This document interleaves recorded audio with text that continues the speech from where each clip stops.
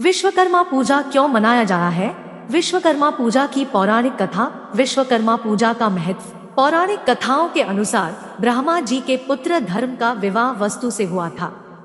धर्म के 7 पुत्र हुए और उन्होंने अपने 7वें पुत्र का नाम वास्तु रखा, जो शिल्पकला में माहिर थे। वास्तु के विवाह के बाद उनके एक पुत्र का जन्म हुआ, जिसका नाम विश्वकर्मा रखा गया और वह वास्तुकला के अद्वितीय गुरु बने और उन्हें विश्वकर्मा के नाम से जाना जाता है।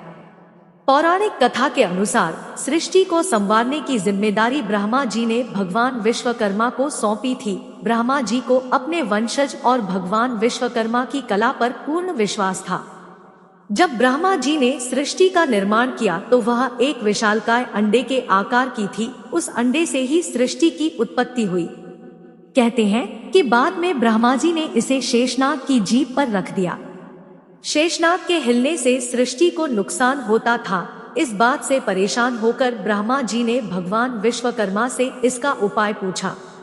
भगवान विश्वकर्मा ने मेरु पर्वत को जल में रखवाकर सृष्टि को स्थिर कर दिया। भगवान विश्वकर्मा की निर्माण क्षमता और शिल्पकला से ब्रह्मा जी बेहद प्रभावित हुए। तभी से भगवान विश्वकर्मा को दुनिया का पहला इंजीनियर और वास्तुकार मनाते हैं। भगवान विश्वकर्मा की छोटे से छोटे दुकानों में भी पूजा की जाती है। माना जाता है कि कलाधिपति, तकनीकी और विज्ञान के जनक भगवान विश्वकर्मा की पूजा करने से व्यक्ति की उन्नति होती है। हिंदू पौराणिक कथा के मुताबिक काशी में धार्मिक आचरण रखने वाला रथकार अपनी पत्नी के साथ रहता था। वह अपने कार्य में बहुत ही निपुण था, लेकिन कई जगह घूमने के बाद भी और काफी कोशिश करने के बाद भी वह भोजन से अधिक धन नहीं प्राप्त कर पाता था। साथ ही उसकी पत्नी के कोई संतान भी नहीं हो रही थी, जिस वजह से वह चिंतित था। संतान प्राप्ति के लिए दोनों साधु संतों के पास जाया करते थे, लेकिन उनकी ये इच्छा पूरी नहीं हो पा रही थी।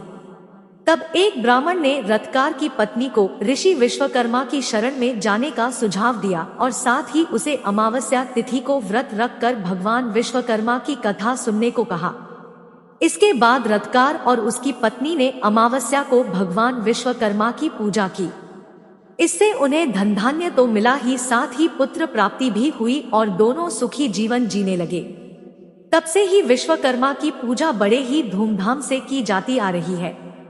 विश्वकर्मा पूजा का महत्व। माना जाता है कि प्राचीन समय में जितनी राजधानियां थी वो सभी विश्वकर्मा जी की बनाई हुई थी। यहाँ तक कि ये भी माना जाता है कि सतयुग का स्वर्ग लोक, त्रेता युग की लंका, द्वापर युग की द्वारिका और कलयुग का हस्तिनापुर आदि सब विश्वकर्मा द्वारा ही रचित है। सुदामापुरी की तक्षण रचना के बारे में यही कहा जाता है कि उसके निर्माता विश्वकर्मा ही थे।